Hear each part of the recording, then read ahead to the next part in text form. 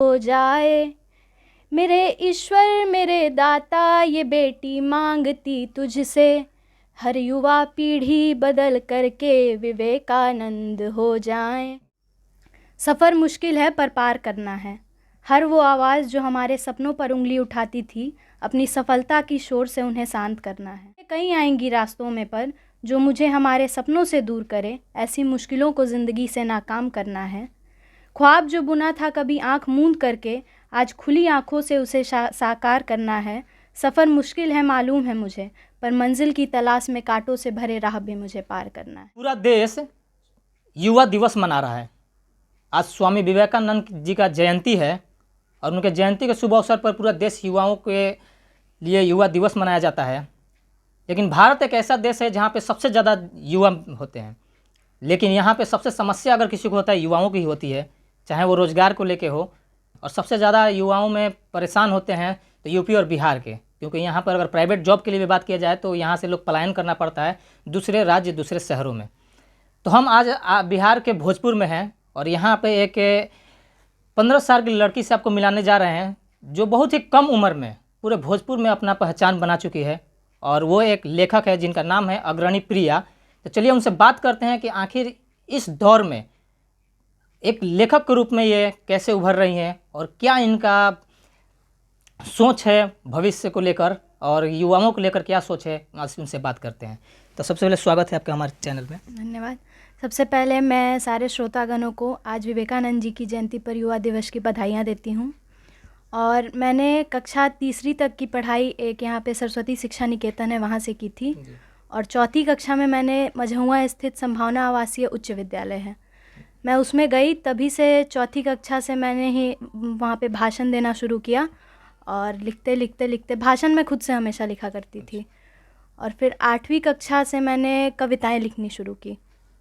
फिर वहाँ स्कूल से अपॉर्चुनिटीज़ मिलती गई, एसपी के द्वारा पुरस्कार मिला। फिर एनसीसी ज्वाइन किया मैंने स्कूल के तरफ से, तो एनसीसी में पूरे राष्ट्र में मुझे द्वितीय स्थान प्राप्त हुआ था।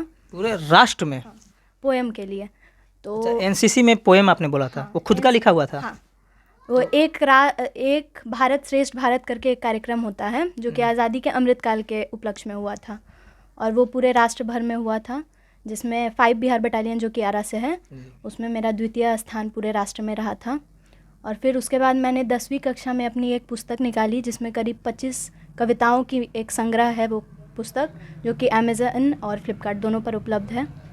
क्या नाम है वो पुस्तक का? अग्रणी मुक्तक, जो अमेज़न और फ्लिपकार्ट पर भी उपलब्ध है, कोई भी जाकर वहाँ से अपना बाई कर सकता है। तो आपके लिखा हुआ कोई ऐसा प्रसिद्ध कविता जो लोगों को काफ़ी पसंद किया हो, सुनाइए थोड़ा सा। हाँ, एक मैंने ऐसे युवाओं पर ही लिखा था, वही सुना देती हूँ आज। सफ़र मुश्किल है पर पार करना है। हर वो आवाज़ जो हमारे सपनों पर उंगली उठाती थी, अपनी सफलता की शोर से उन्हें शांत करना है। मुश्किलें कहीं आएंगी रास्तों में पर जो मुझे हमारे सपनों से दूर करे, ऐसी मुश्किलों को ज़िंदगी से नाकाम करना है। ख्वाब जो बुना था कभी आंख मूंद करके, आज खुली आंखों से उसे साकार करना है। सफ़र मुश्किल है मालूम है मुझे, पर मंजिल की तलाश में कांटों से भरे राह भी मुझे पार करना है। जी, ये हुआ जो युवा स्ट्रगल कर रहे हैं उनके लिए काफ़ी ये कविता मोटिवेशन के काम करेगी। तो जैसे कि आपने ये कब से सोचा कि हमको लिखना है, क्योंकि आज का ट्रेंड जो है लोग रील पे वीडियो पे इस सब पे ज़्यादा लोग फोकस कर रहे हैं, तो लिखने का सोच आपका कहाँ से आया? नहीं, वो अपनी अपनी रुचि का बात है। तो मुझे शुरू से लिखने में, मुझे इंटरेक्शन करने में बहुत अच्छा लगता था। तो वही फिर कविता मेरी पहले मैंने सुनना शुरू किया था कक्षा 8वीं में।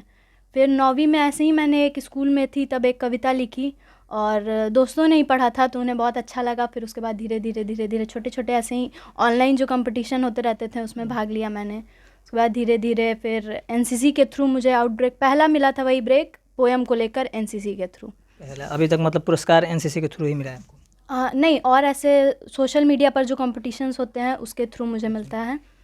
तो कहीं और भी सारे ऐसे बहुत सारे पोएम का भी सोशल मीडिया पे चलता है, वहाँ पे गई कि नहीं अभी? नहीं, अभी तो आरा में रहने के, आरा में ओपन माइक एक सबसे बड़ा प्लेटफॉर्म है पोएट्रीज़ के लिए, तो वो आरा में कहीं उपलब्ध तो है नहीं। तो जो ऑनलाइन हो पाता है उसी में मैं भाग ले पाती हूँ। बाकी हो सकता है भविष्य में ऐसा कोई प्लेटफॉर्म मिले तो जाऊँ।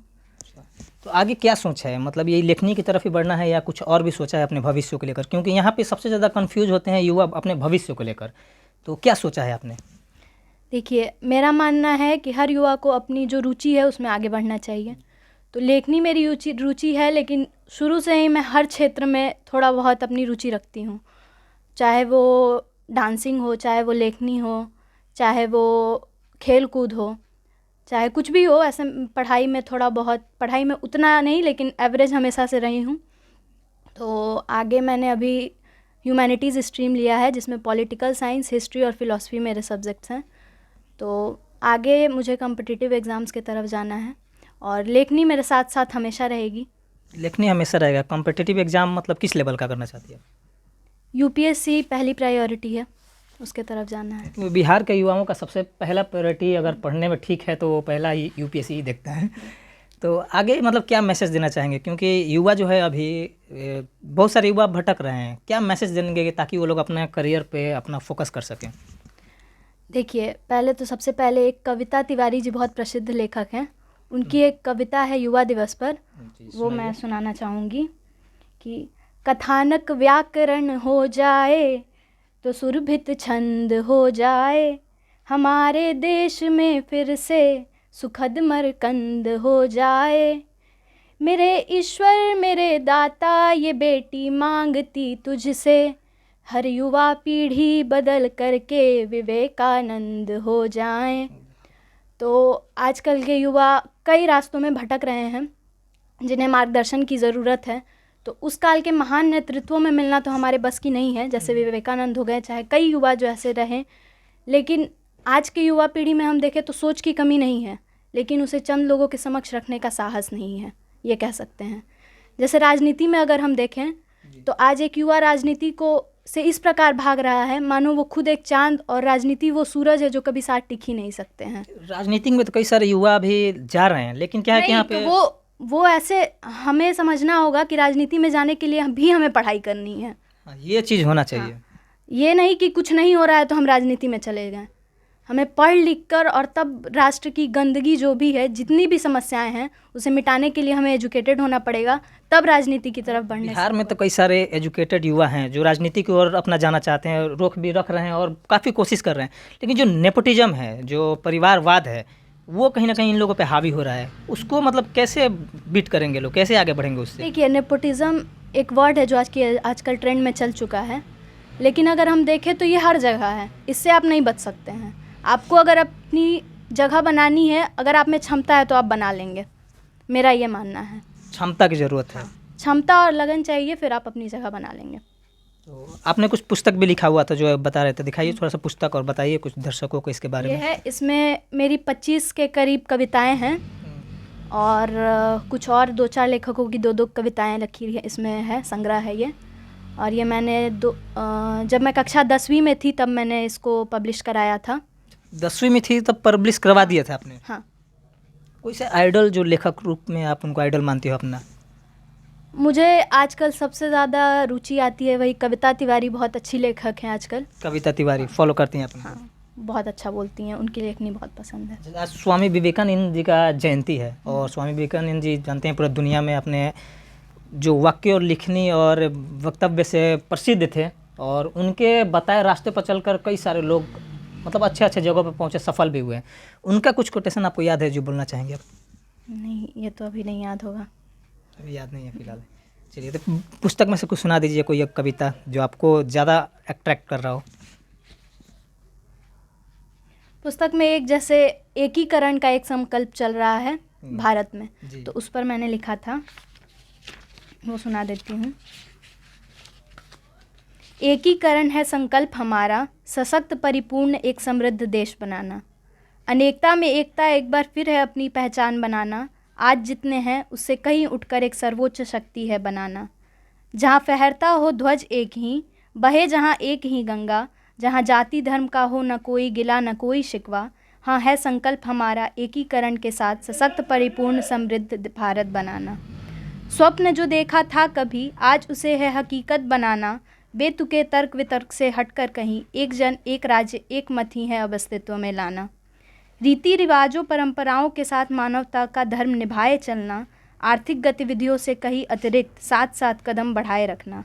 विकास पथ पर तो अग्रसर है देश हमारा, अब विकसित देशों में अग्रणी स्थान पर है इसे बिठाना। हाँ, है संकल्प हमारा भारत को एक सशक्त, परिपूर्ण और समृद्ध देश बनाना। अच्छा, क्या लगता है आज के ट्रेंड जो चल रहा है वीडियो की ओर काफ़ी लोग फोकस हो रहे हैं, हर चीज़ वीडियो बन के आ रहा है, किताब का आगे चल के भविष्य दिख रहा है आपको? देखिए, किताब एक ऐसी चीज़ है, जहाँ तक मेरा मानना है, बहुत सारे ऐसे प्लेटफॉर्म्स आ गए हैं जहाँ से हम वीडियो के ज़रिए बहुत कुछ सीख सकते हैं। तो एक तरह से हम देखें तो ये डिजिटलाइज वर्ल्ड के तरफ एक पहला कदम है। तो एक तरह से देखें तो ठीक है, लेकिन ये कभी भी किताबों की जगह नहीं ले पाएंगी, क्योंकि किताब जो फिज़िकल रूप में हमारे पास आता है, उससे जितना हम सीख पाते हैं, प्रेरणा ले पाते हैं, उतना हम मोबाइल या फिर लैपटॉप से नहीं उतना जल्दी कैप्चर कर पाते हैं। मतलब महत्वपूर्ण है अभी भी किताब? एकदम महत्वपूर्ण है। तो सुना आपने, ये थी अग्रणी प्रिया, जो बहुत ही कम उम्र में लिखना स्टार्ट किया और उन्होंने 10वीं क्लास आते आते एक पुस्तक भी लिख डाली। और कैसी लगी ये कमेंट सेक्शन में ज़रूर बताइएगा। आप देख रहे थे RGTV, मैं रोशन गुप्ता।